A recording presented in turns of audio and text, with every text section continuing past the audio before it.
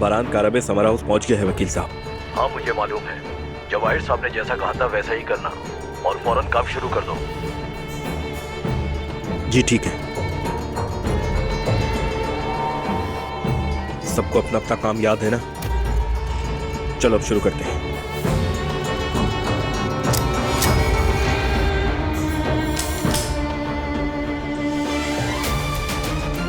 अस्सलाम वालेकुम बच्चों। वालेकुम सलाम बाबा। मेरा पोता कैसा है बेटी?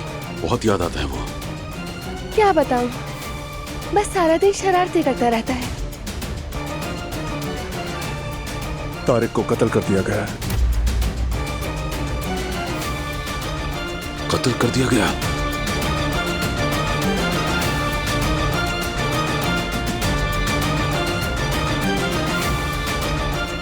किसने किया होगा ये बेटा?